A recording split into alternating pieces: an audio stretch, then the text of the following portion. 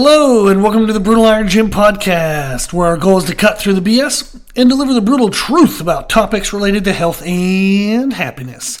Today's podcast number 1975. The topic is training, and the title is Progressive Overload for an Aging Population. One of the trainers who listens to this podcast often, and we discuss topics quite often, sent me a question, and I want to read through that, and then we'll go through the answer. So the question was, wondering if you could do a podcast about the following. I recently started training a 61-year-old man. I normally have my people follow Prilepin's chart, waving intensities, for a week mesocycle. I realize now that I probably want to explain all of that. So Prilepin's chart is a chart that is used to reference for Olympic lifting. People use it for powerlifting as well. There's debate over whether it's, should be used for powerlifting, should it not be used for powerlifting. There's a lot of elements around that chart that are helpful for guiding intensities, like how many reps you should do per set given what percentage of your 1 rep max. So if you're at 85 to 90% of your 1 rep max, how many reps per set should you be doing? How many total reps within a workout should you be doing? So it's a guiding chart. Now, some people will say that is understimulating for powerlifting. That depends a lot on the accessories that you use and how strong you are. The stronger you are, the more basic heavy lifts will just annihilate you and wear you out. So people who are exceptionally strong, they might only squat once every 2 weeks because it's so heavy and so demanding on their body that that's as frequent as they can withstand that. However, you do have people who, will squat 2, 3, even 4 times a week. I'm not a big fan of that because I don't feel like that's enough recovery time for connective tissues, and you're also just spending a lot of time on underloading and under intensity movement. So I'm not a big fan of squatting that often, but I have played with it before in the past with myself and with clients. Some clients like it for the confidence factor, but eventually as they get stronger, squatting is just something that does have a wear and tear amount on your body. So the more often you do that, you're actually just impairing recovery from the last time you did it, and you're limiting the ability for you to do accessories, which helped to pinpoint and isolate small weaknesses. So I've talked with people before, and there's tons of people who believe, if you just want to get good at squat, bench, and deadlift, you should only squat, bench, and deadlift. I think that's very outdated, and that's been shown to not be optimal. So you do want to have some room for specific accessories in your programming. If, for example, if you're doing, say, conventional deadlift and you have a really good blast off the floor, you can get the bar right to your knees, but then your lockout is trash. We would look at your positioning at the beginning. Maybe you have tight hamstrings. Maybe we just have bad positioning in our hips. Or maybe as you drive off the ground and the quads kind of dissipate in their ability to create more force, the glutes have to take over, and maybe you just don't have glutes. So it would be helpful to do some RDL, stiff leg deadlifts, more glute isolative things to actually grow the tissue and strengthen the tissue. Prilepin's chart is something that is a guiding parameters for programming, but I just wanted to cover that not everyone follows that, and not everybody believes that you should. So he says he normally has people follow Prilepin's chart, waving intensities for a week mesocycle. Mesocycles, and there's a lot of terms, but that just basically means for a program. So maybe he does 4 weeks of certain lifts, then he switches to another set of lifts for 4 weeks. Maybe they'll do 8 weeks, maybe 12 weeks, whatever it might be. So the cycle is just how long they'll stay with specific movements before they switch things up. Each mesocycle progressively increases training percentages each week, each wave. So again, this might be maybe he does a week of 80 to 85%. The next week they go to 85 to 90%. The next week 90 to 92.5%. And then the last week, if it's not a testing week, maybe they go 92 to 95. If it's a testing week, maybe they'll jump up to 100. But he's talking about basically every week they'll change the intensities that they use, which is he's using it based on percentages, is how he's adjusting the intensity. Some people will adjust intensity by how many reps per set. A set of 5 reps is definitely going to be lighter than a set of 1 rep. So that's a way to modify weight load intensity. Now, a set of 5 is still very intense, but we're talking about weight load used. A set of 5 will not be able to use the same weight load as a set of 1. Now, as we go through all that, I didn't even plan to explain all that, so hopefully that made sense.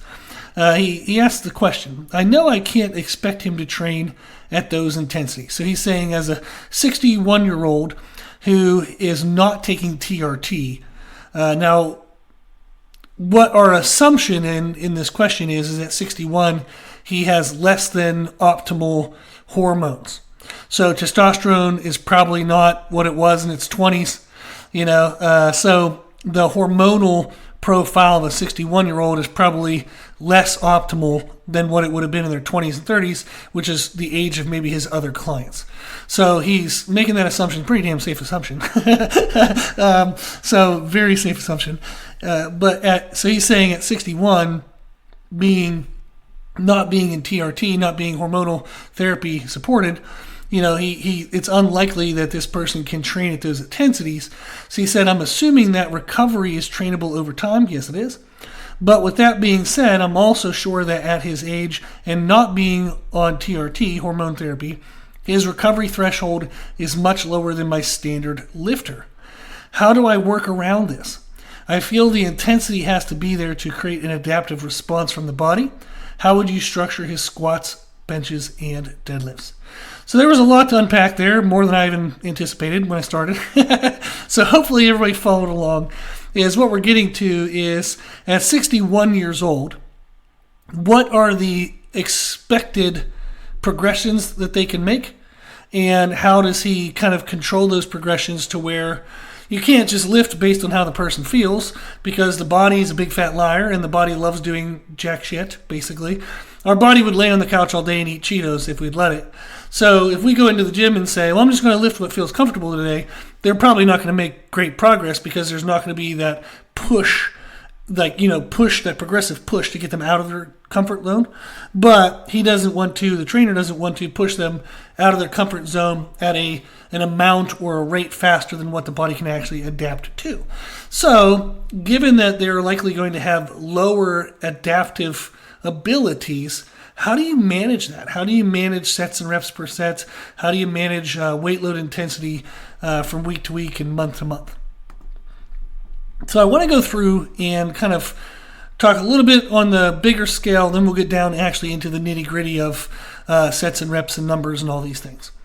Now, training progressions when hormonal health is declining can be challenging because the typical responses from the body are lessened. When your hormones are within optimal ranges, or whatever the highest would have been for you as an individual, which is likely going to be in your late 20s and early 30s. If we had to give a big fat range, I'd say somewhere between 22 to say 35, maybe 40. That's kind of be like the sweet spot of hormonal health, and then it starts to go all downhill from there. So, not to get too depressive, I'm going to tell you that you can still make great progress, but the body does start to, it becomes less and less and less optimal. Things just start to wear down. Things start to go down in regards to our hormones and all that. So it is unfortunate, but when your hormones are in their best ranges ever, we make strength progress between workouts. We make growth between workouts, the speed of recovery, our joint health, our workout energy, our daily energy. All of that is the best it's ever going to be. And that starts to be how we define what it should be. So as we're lifting weights, as we're being active, as we feel good in our hopefully late 20s, early 30s, the rest of our life, everything's relative to that. So when I get into my late 30s, early 40s, if it's like in our mind, we're like, oh man, I just don't have the energy I used to have. We're referring to our 20s and 30s. Now, For most people, and I don't think there's an exception to this, but I never like making like kind of aggressive statements when you don't know everyone on the planet. But for most people, and I would assume everyone, our hormones are going to decline as we age. Physiological response, so I think it's pretty safe to say that. I don't think anybody's going to argue that. Now, there are things we can do to counter that with hormone therapy and whatnot.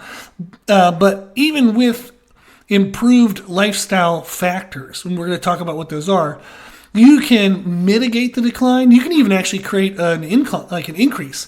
If you haven't been doing a lot of those lifestyle factors, you can get a bump. And then once those lifestyle factors become normal, then it's going to start to decline again.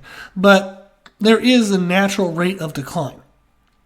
Now, when that starts to happen, whether it's due to age or if somebody's in a ridiculously highly stressful season of life, those typical training adaptations and recovery aspects start to decline.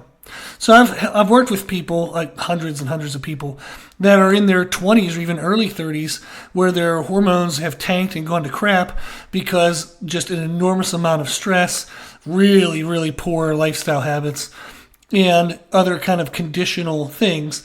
And when we start to address those, we start to work on that, we can actually improve their hormone health without using hormone therapy, as in like not using exogenous forms of testosterone or other elements like medications.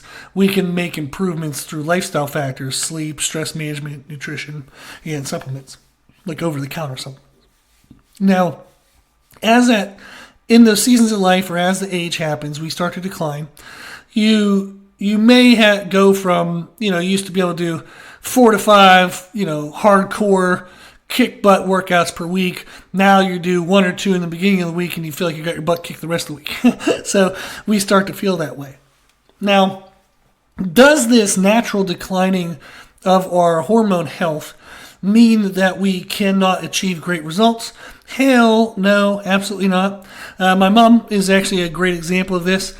She started eating healthier and lifting weights when she was 47. We did a first bodybuilding show. Yes, my mother has done a bodybuilding show. She's actually done 3 of them. We did our first one at 50, and she did great. But as we were training for the bodybuilding shows, I think she did one at 50, 51 and 54, or 51, 50, 52, and 54, somewhere in there. So she did 3 of them. She really loved the weight training aspect. She loved getting stronger, and I was like, well, at 54, she was starting to feel like, am I getting too old to do this? The answer is no, but she was worried about that. So I was like, well, if you like lifting weights, let's go into lifting weights as the main focus. Why don't we get into powerlifting? So we got into powerlifting. She's done over 10 competitions. She has actually earned 2 elite totals. So an elite total is a certain standard of strength in powerlifting. It's like becoming a professional athlete, for example. Like it's the getting to the NBA of basketball. Elite total, I think it's less. Last time I looked at it, it's less than 2% of competitive powerlifters ever get an elite total. My mom has 2 of them. So she has 2 of them in 2 different weight classes. That's pretty freaking badass. To achieve something less than 2% have and to have done it twice is pretty awesome. So I'm very, very, very happy for her. And that was all done through her 50s and 60s. I've helped hundreds of clients at 50 plus years old. I've helped, like dozens of clients in their 40s compete in like aesthetic competitions, and significantly more than that in strength competitions in their 40s and 50s. So we've seen people get stronger, build muscle, lose body fat, get whatever they want in their 50s, 60s. I've even worked with people in their 70s and 80s, yes. Now at 80, we're kind of working on getting out of a chair without using your hands. But hell, that's a pretty big accomplishment so for some people. So we've seen that you can make progress at any age. Now, the rate of progress is, frustrating at times. It might be a little slower, but it's absolutely still possible. So whether somebody has declining hormonal health due to age, whether they have declining hormonal health due to crazy life stress, That is stuff that we can manage. That is stuff that will not hold you back from making progress. But yes, you do have to actually maybe put some effort into accounting for that. So maybe when you were younger, you didn't have to worry so much about what you ate, but now you do. Maybe when you were younger, you didn't have to worry so much about sleep, but now you do. So there are going to be some elements that we have to start to worry about and account for. That if we truly still want to make progress, they do now matter more than they used to. A list of general lifestyle factors would be sleep. We want to work on going to bed at the same time every night. I would encourage everyone to do that. That is very helpful for hormonal health. It's also helpful for stress and just happiness, and a whole bunch of good stuff comes from that.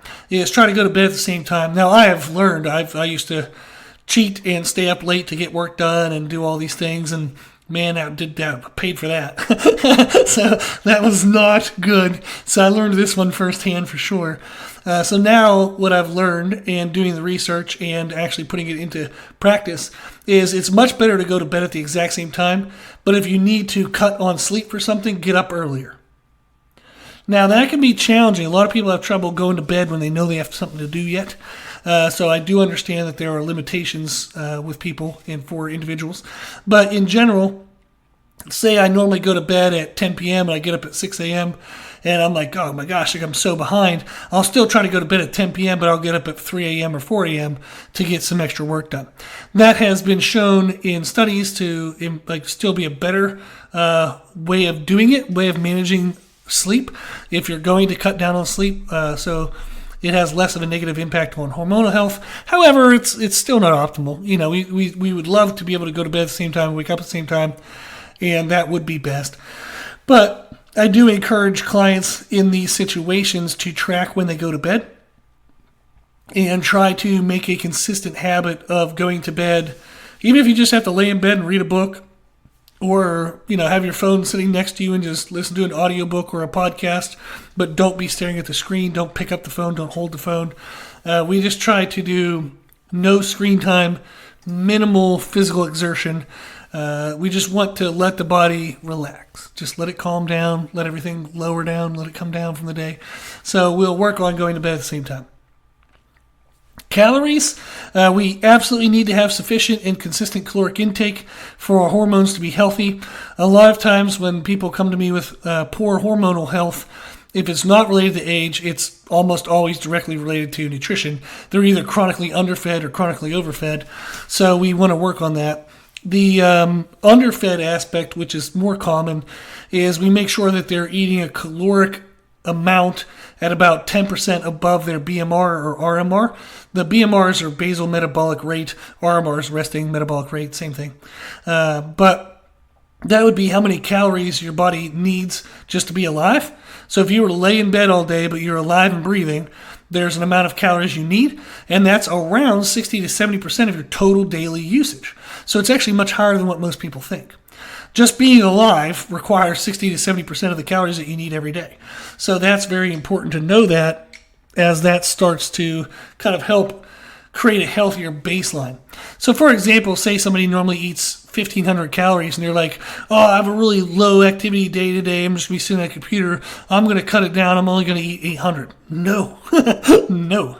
Even if you're super sedentary, you still want to have at least 70-ish% of your total calorie intake, but I would actually argue for hormonal health, you want to have at least around 80% of what your total daily need would be. So we would use the RMR or the BMR as a baseline, then add 10% to that, and usually that's going to be somewhere where the person is in a healthy range. Now that's actually going to still be in a deficit, so they're going to be losing body fat, but that's at least a minimum, because I've had people come to me eating 500 to 1,000 calories a day, wondering why they can't lose weight, wondering why their hormones are trash, and it's because they're just way too low. So we have to work on getting them up.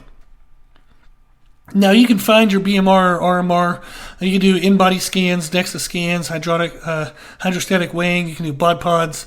There's often a lot of things around where people live. If you live next to a city, if you have any questions finding any of that kind of stuff, just shoot me a message on our website, www.brutalirongym.com. You can go to the bottom of the homepage. There's a contact form. Just tell me that you're searching for, you want to find your BMR, and I'll help you find wherever that is where you live. Okay. Protein, we have to have a sufficient and consistent amount of protein. That is plays a huge role in hormonal health.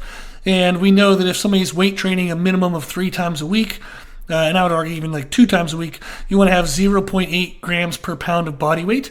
And typically we use a lean body weight, how much you would weigh at, say, 10 to 15% body fat, not like 0% body fat and not wherever you are. If you're at, say 30% body fat, we don't need to have that much protein.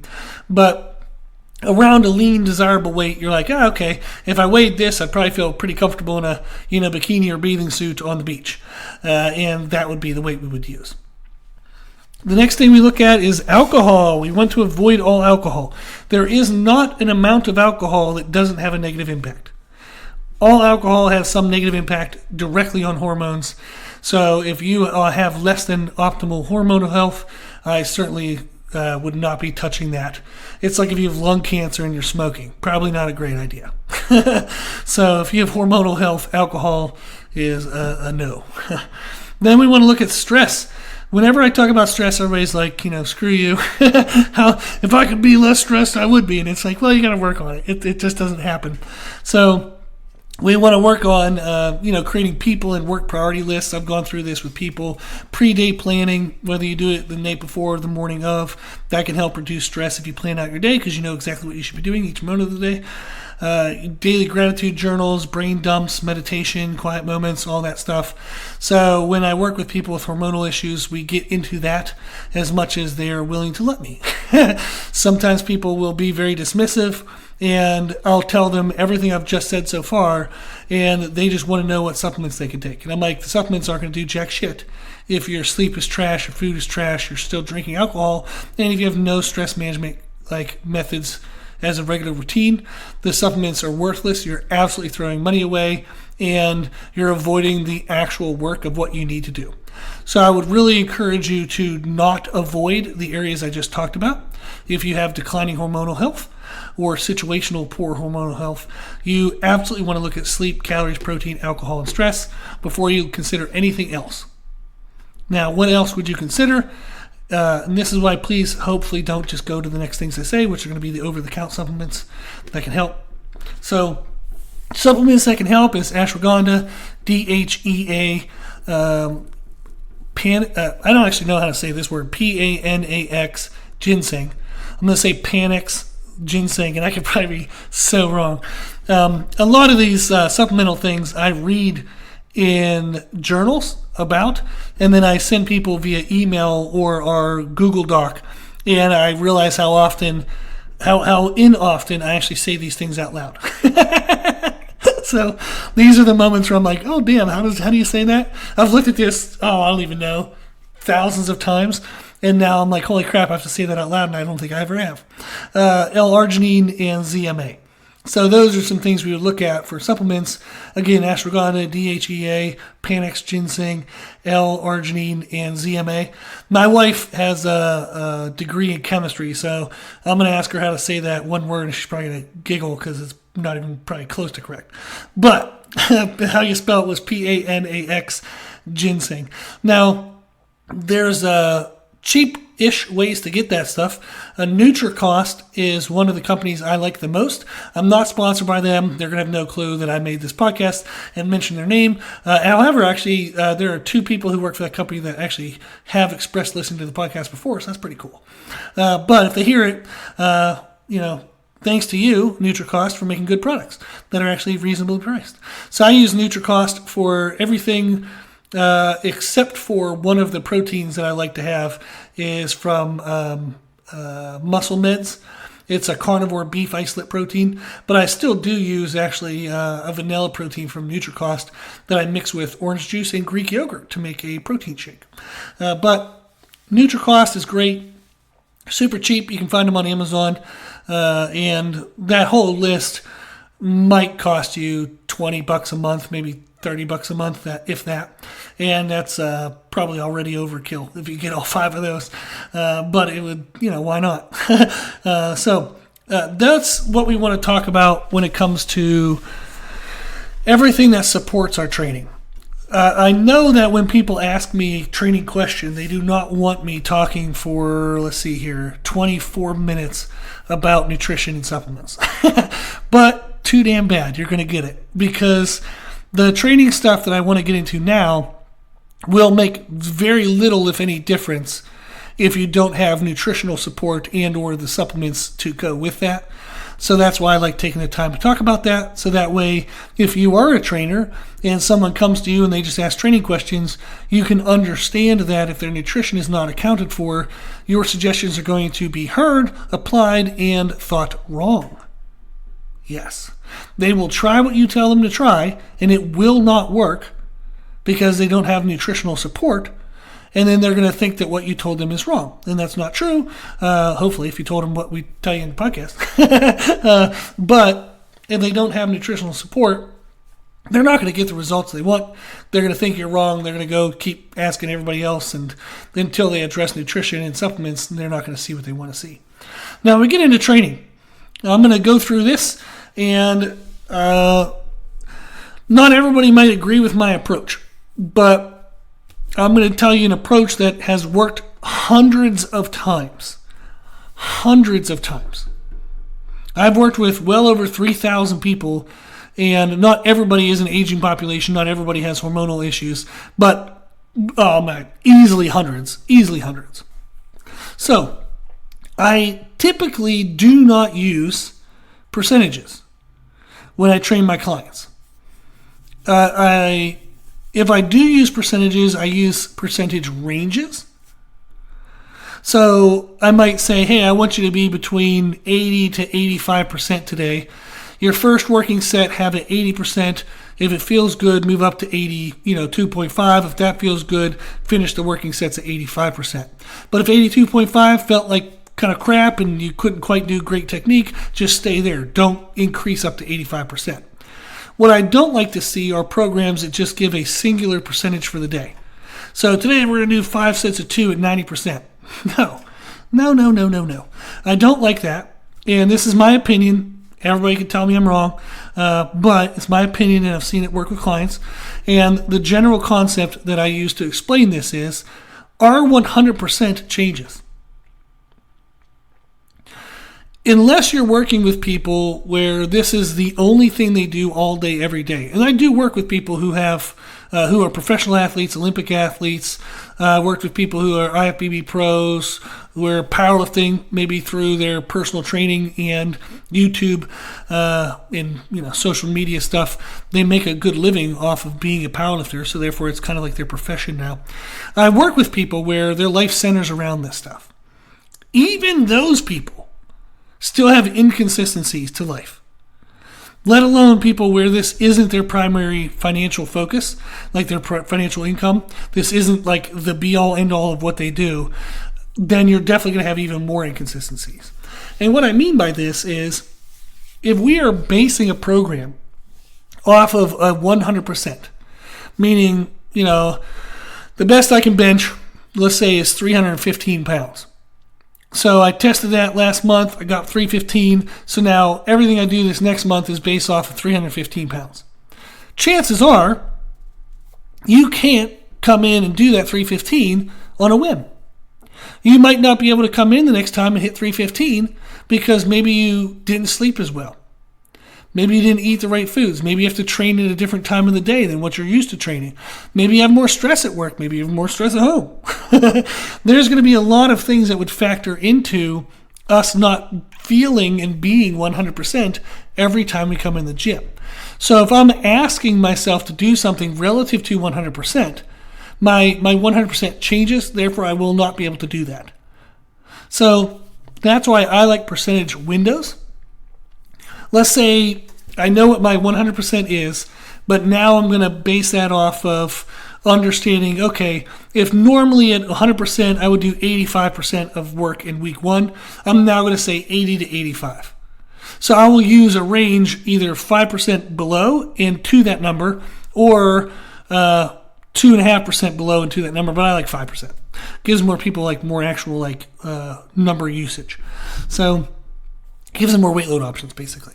So I would absolutely use a window range for percentages if you're going to use percentages. I like to use RPE in cases like this.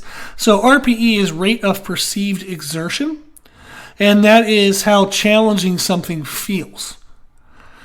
On a scale of 1 to 10 is typically what people use for powerlifting, but they don't use 1 to 5 because you're not doing anything that's less than a 5 in the gym. So 5 is I'm moving and I'm active, but it's not really challenging.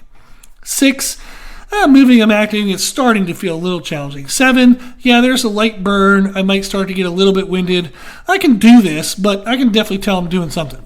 8 is, holy crap, this is really starting to actually get really challenging, and I'm having to kind of get myself intensity for this, get my mind ready for it. This is starting to really work me. 9 is, holy freaking crap, that was so hard. I don't know if I could do that again. 10 was, I can't believe I survived that. So if we use that RPE scale, rate of perceived exertion, most people should be lifting in the gym around an 8 RPE in most cases. Most people, most scenarios, most, whatever the common stuff is, we want to have around an 8 RPE. That means that every once in a while they're going to drop to 7. Every once in a while they're going to go up to 9. But in general, the proper intensity that we should have is around an 8 RPE. Now, I actually just talked about this in podcast 1967, which was titled Where to Properly Apply Intensity in Strength Training. We talked about people tend to be too intense in the main lifts, not intense enough in the accessories. So we want to normalize that a bit. Make sure the main lifts are around an 8 RPE. Make sure the intensities are around an 8 RPE. Another way I'll do this is reps in reserve, RIR, is I might tell a client, hey, I want you to do a set of 5 with 2 reps in reserve.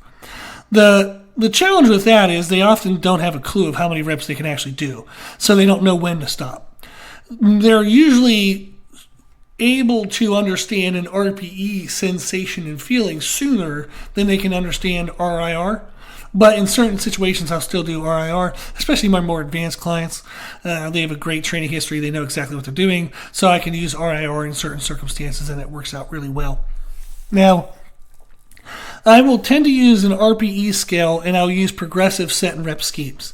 I want to give you one example, but I want to preface it by saying this isn't the only example. This isn't the only way of doing it. So an example that I have taught to my training clients, my clients who are trainers. Actually, over half of my clients are trainers, so I do this a lot.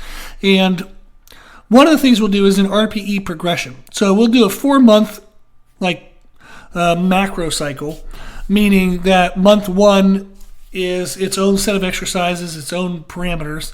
Then month 2, we switch exercises, we switch to new parameters. Then month 3, we do another switch. Then month 4, we're going to work on, at the end of month 4, testing our max. So we're going to take 4 months to work up to a max effort, and then we'll repeat. Month 1, we're going to use a 7 RPE on the main lifts. So I want it to feel like they're doing work, but at no point does technique break down. There's really no oh crap, I didn't get it. There's definitely no failed reps at a 7 RPE. They're going to feel like I probably could have done 2, maybe even 3 more reps. But we're going to do just a month of 7 RPE.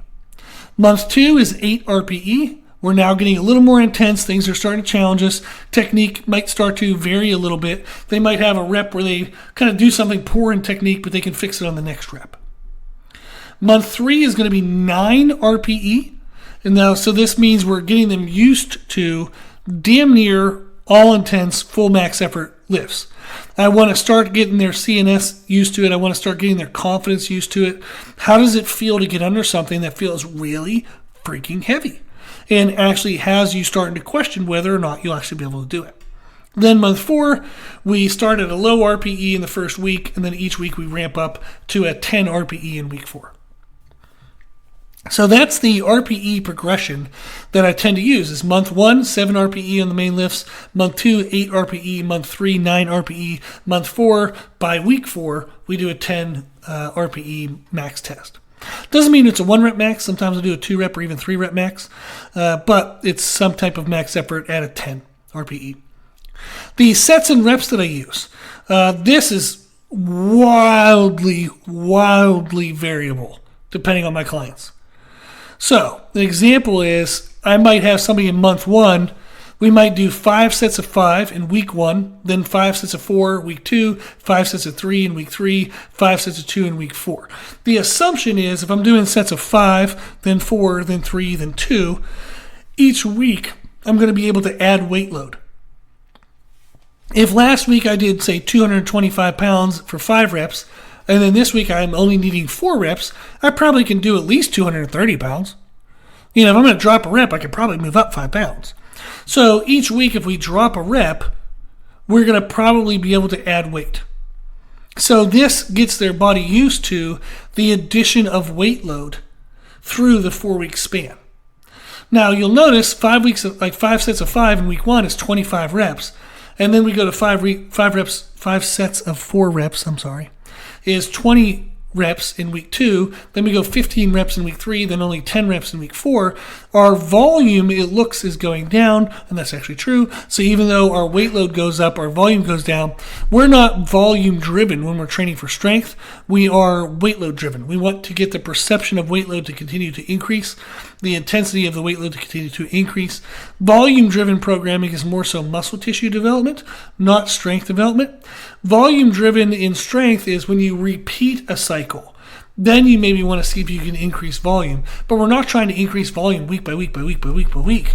That is not the main driver of progress in strength-based training.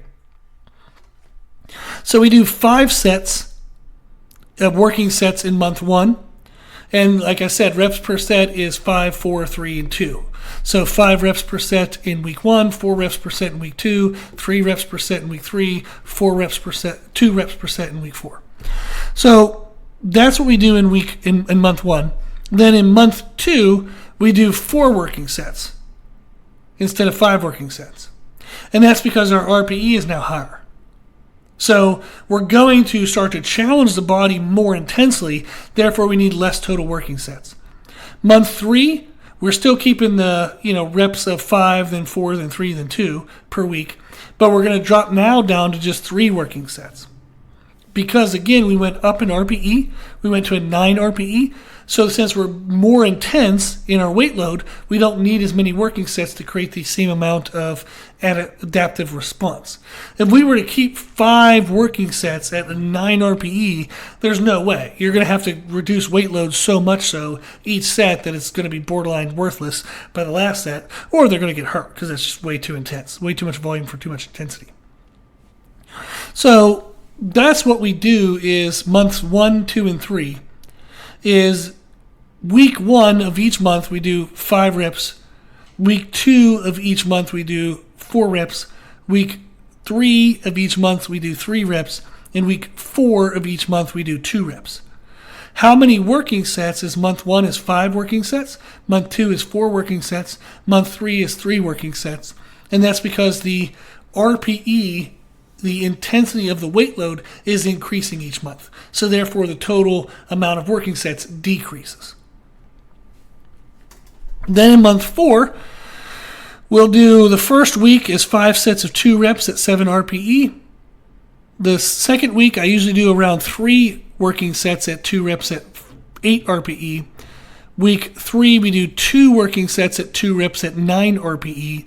And then week 4, work up to a 1 rep max. Now that one's super variable, but the idea is the first week we drop down the intensity because we just really push them the whole way through the 3rd month. We drop down the intensity but go back up in sets.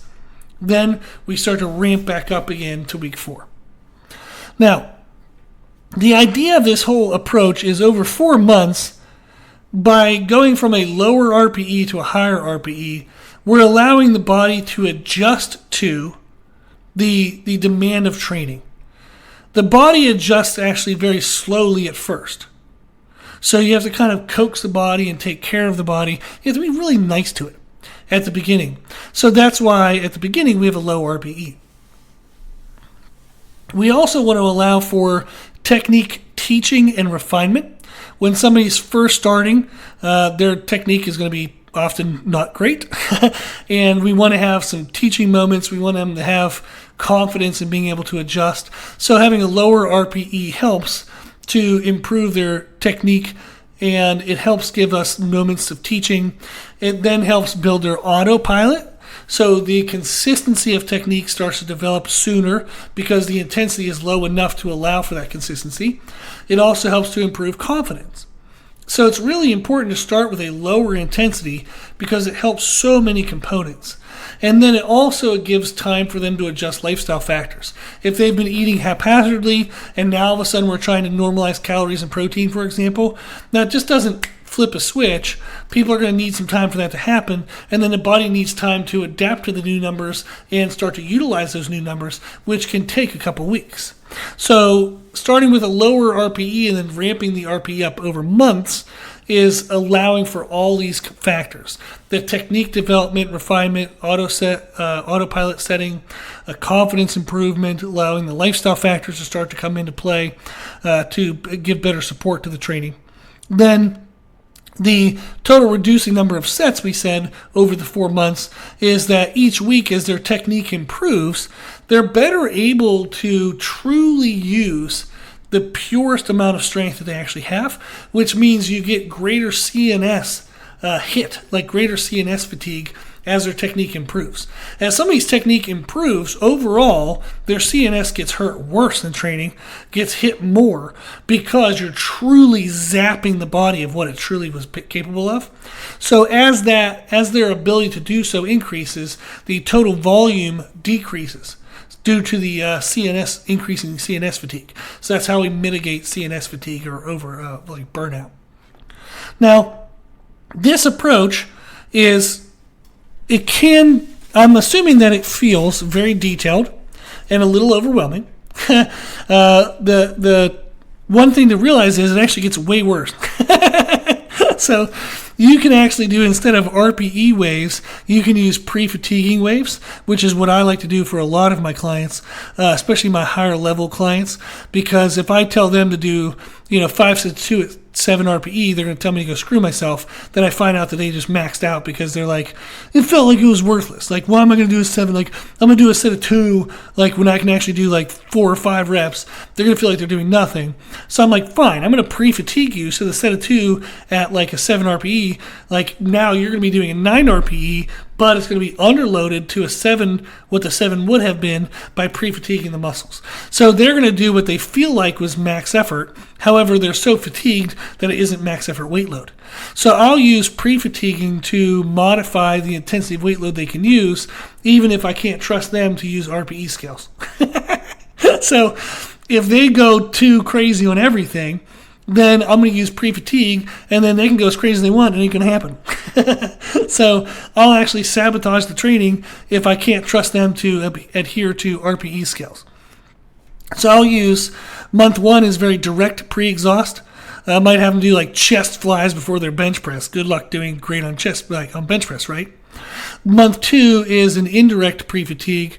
So maybe I'll have them do like a high burnout set of like push-ups, or maybe some like clapping push-ups, explosive push-ups. So it's not to muscle failure, but it's to an explosive failure. And that is a lesser level of fatigue, but it's still fatigue. Then month 3, we're going to do no pre-fatigue whatsoever. Let them truly start to move some things around that they're truly capable of. Then month 4, we're going to test. So I do a lot of that, and that's actually my preferred method, but that was too complex to teach in a podcast. So pre-fatiguing waves is great because the person gets to go into the gym and feel like they're doing their absolute best every single workout, but I'm controlling what that best actually is to modify and control their CNS, and then it also makes space for us to bring up weaknesses. So it's a really wonderful approach, is using pre-fatigue waves rather than RPE waves. But that takes a very one-on-one approach. So if you're working with multiple athletes or multiple clients and you don't currently have a one-on-one approach to the programming, that's not going to really be a great option because that takes a lot of time to learn, and you do then have to approach each client as an individual. We can also do accessory volume waves, and I'll do that as a way to further modify the intensity of the programming if needed. So maybe month 1, we have a lot of accessories. Month 2, we bring the accessories down and have them be less intense, and you can do that in various ways. Month 3, we might have very low accessories. Month 4, only cueing accessories at all. And what that does is it helps improve recovery each month. So if I feel that they're under recovered, I will modify the accessory intensity, and that is a way to have them catch up on recovery if needed.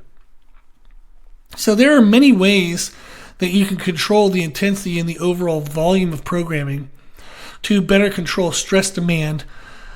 So in general, what we're looking for is we start at lower weight and lower intensity, and we work on lifestyle factors.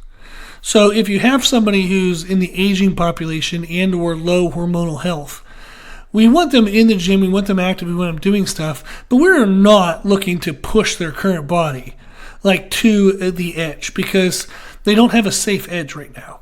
If they haven't been eating right, calories and protein, they haven't been sleeping well, they haven't been managing stress well, if we don't have the supplements in place, that edge is a really fine line. It's a razor's edge. So if you try to push them to the edge, you can get caught real quick. And all of a sudden they get an annoyance or an injury, and now good luck. You lose the next couple months of training trying to modify and correct for that. The next thing we look at for is in general concepts, we want to increase weight and intensity as their training performance indicates it's able to do so. So the first month, maybe you're trying to be cool and everything, be calm with everything. And the last week, you're like, hey, let's do 5 sets of 2 at a 7 RPE. And they blow through all 5 sets. And they're like, dude, I'm smoking this. It looks like I could damn near double this weight. Well, then in the next month, when we move up to an 8 RPE, maybe our weight load expectation increases more. So maybe I thought we were only going to make a 5 or 10 pound jump. Maybe we can make a 15 or 20 pound jump now. So we modify as the intensity as their performance shows. But I don't want to assume performance ahead of it. So I wouldn't want to say, by week 4 in month 2, they should be able to add 25 pounds. No. Wait until you're there to see if they're actually able to do that. So you want to see what they're doing each week and then say, okay, they did this well. They did it well, but it looked kind of on edge. Let's only go up 5 pounds. Or they destroyed that. We probably could go up 20, but let's be safe and let's just go up 10. If they crush that next week, then let's go up the other 10, right? So you can see how they're performing and then adjust the intensity at that time. But I wouldn't pre-assume there's going to be certain progressions. I would see how they perform each week, and then based on that, you would make increases. Now, especially an example of the person who sent in this request, they're very intelligent with training. They absolutely know what they're doing. They've seen everything. So if they look at them and they're like, hey, they did really well, they can make a 10-pound jump next week, they're going to be really good at guessing that. So their assumptions are going to be very good at guessing weight increases. The next thing we want to look at is, in general, we don't want to fail reps. I really would not recommend failing reps on a regular basis at all. I try to have my clients really never fail reps in most cases. In some cases, I will be okay with them failing reps if we're really trying to push an adaptive response and we know it's safe. So, for example, if I have a 135-pound athlete, we'll say 135 to 155-pound athlete, female athlete, and their bench press right now is like 125, 130. I might have them go ahead and grind out some failed reps. I might have them push more often to failure than somebody else. But if you're benching 2 times your body weight, hell no, I ain't going to have you go to failure because something might tear. But if somebody's benching less than their body weight, they're very unlikely to tear anything. So that's something where, in that case, in that scenario, we might push closer to failure more often. But in general, I try not to have people fail reps too often. I guess what is too often? I guess I should answer that. Really, maybe 1 or 2 failed reps per 3 or 4 months. That's the most. In some cases, they will be more often than that, but in a general recommendation is 1 to 2 failed reps, 1 or 2 failed attempts every 3 or 4 months is probably good enough. The reason why is if you fail more often than that, you jack up their confidence. They tend to break good technique during that failed rep. So then you're not setting that autopilot for good technique consistency when they do then go back to up to a 1 rep max. So if you see that somebody like just abandons good technique when they try max, that's because they're abandoning good technique too often in training. You need to control their technique more often in training and only reinforce the right pathway at all times. Then the last thing is, if you don't see any progress in a main lift, I would check their lifestyle factors, check their food, sleep, stress, all those things. I would then maybe restart progressions. Even if you're in week 3 and something's gone to trash, be like, you know what, next week, let's just start over. Let's start back at some lighter weights, higher reps, like higher sets, get your confidence back in, then let's progress from there. And then I would also look at their accessories. We may have added an accessory that's too aggressive. So I'll see this sometimes when people add in weighted dips. And they're like, oh, my bench kind of went to crap in week 3. I'm like, yeah, because you're doing a max effort, like you're doing max effort, really demanding bench pressing. And then all of a sudden you go right to a weighted dip, which is this damn near the same thing. It's a ridiculously heavy, aggressive compound movement after a ridiculously heavy, aggressive compound movement. So our accessories might be getting too demanding, and we need to pull those back. So that's what I would look for if they're not making progress that you expect, is check their lifestyle factors, restart progressions on the main lifts to rebuild confidence, and then double check their accessories. One of the accessories might be too aggressive. So what's interesting is, as we discuss the concepts that are involved with trying to get somebody to make progressive overload in aging population or people with like less than optimal hormonal health, it's no different than anybody else that I work with. Everyone I work with, the way I work with clients is on an individual basis. I don't use any pre-written programming. There's no programming that is copy and pasted from person to person. So what I mean by that is I'm not going to have everyone I work with say, week 1, we're going to do 5 sets of 5 at 80 to 85%. Everyone. No, not doing that, because when you work with multitude of people, you start to realize that not everybody responds the same way to training. So therefore, I am not going to fit all of my individuals to a training program when I have the knowledge to personalize their actual training program. So rather than fitting them into a program, I'm going to fit the program to them. Now, I have the availability to do that. I have the preference to do that. That's why I only work with a certain amount of people, because I've gotten overextended before, and the amount of personalization actually was never the problem. It was the communication. I just couldn't communicate with people often enough for what they wanted and what I wanted. So that became an issue. So I had to cut down on the number of people I worked with. So that's kind of my always ongoing lesson, is to stop saying yes or find other ways to say yes. That's a better way of saying it. That's why I offer various services now. Like the services on the website might feel actually confusing because there's so many, but at the same time I had a hard time. I can't say no to people whenever they reach out to me and they want help, because that's the whole freaking reason why I'm on this planet.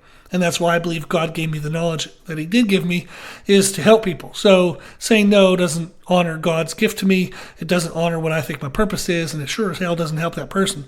So I want to say yes, but I want to say yes in a way that best matches their individual needs, which is why there are various services on the website. Some people want really in-depth. They can afford really in-depth, high-frequency communication. Some people would love that. They just can't afford it.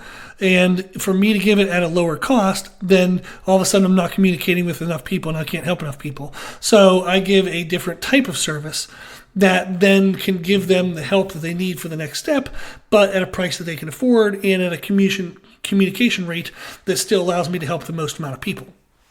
But when I'm thinking of how do I program people for a progressive overload, it's the same for everyone. It's just, when somebody has better hormonal health, you would just expect things to move a little faster. And when it doesn't, you then still double check the same things. We still look at lifestyle factors. We still consider, are the main lifts progressing too quickly? Did we add an accessory that's too demanding? It's the same damn stuff. It's just things tend to progress faster for people when they have better hormonal health than when they don't. So the 61-year-old client, I don't know if I would approach it any differently than I would with the younger clients. I would just not push them to technique failure. I would make them be much crisper in their technique. And in a sense, you're actually controlling their RPE. So make them train at a lower RPE than your regular lifters, but they should still be able to make progress. The reason why we want to lower RPE is we just don't want to burn out their CNS. We don't want them to get hurt. We want to give their body time to adapt between training. So rather than burying them in a major hole each week, we bury them in a less of a hole, and their body has a chance to actually recover that. So what you would notice is if your intensity was too much, they would stop being able to make progress within, say, an 8 to 12 week span. Maybe sooner, maybe later, but in general, 8 to 12 weeks, all of a sudden, they used to be coming in and being able to add 10 pounds every week or add 2 or 3 reps every week, and now all of a sudden they're getting nothing or they're actually falling behind. That means our intensity has been too high, and we need to bring that down, and RPE is a great way to adjust for that. So keep everything they do super clean, super crisp. Don't let their butt come off on bench. Make sure the squat's always a parallel. It's not turning into a good morning. Make sure the deadlift has good, clean technique. They're not hitching. No hitches allowed on deadlift. No butt up on bench press. No bouncing the bar off their chest on bench press. Make everything super clean. And that is going to control the intensity enough that's probably going to allow them for appropriate recovery and appropriate progression in training. Okay, very, very, very long podcast, but I hope it was helpful. I hope that when people check in for this type of topic, you like the depth of the information that's covered, so that way you get the big picture, but also the small picture of information that you'd like. If you have any follow-up questions, if you like this kind of podcast, let me know. This is typically a longer podcast than what I would usually do, but if people find this helpful, it's great for me to know that. I usually cut my podcast shorter because I just don't think people want to listen for that long. So if you like longer podcasts, if you like the more detail, please let me know, so that way I can always be modifying the podcast to exactly what you want. Thank you to those who reach out and send responses and feedback. I love it, and I greatly, greatly appreciate it. So thank you. And then if you like the podcast, please share the podcast. The more people we share it with, whether that's word of mouth or on social media, the more people the podcast can help. And that's the main goal. If you like the podcast, you can consider donating to support the podcast financially. You can do that actually on our website to help cover our hosting costs and all the other stuff that's involved. And if you like the information in the podcast, you can always find more from us on our social media channels. You can find us and follow us on Instagram and YouTube under the name Brittle Iron Gym. As always, I hope this was helpful, and thank you for listening.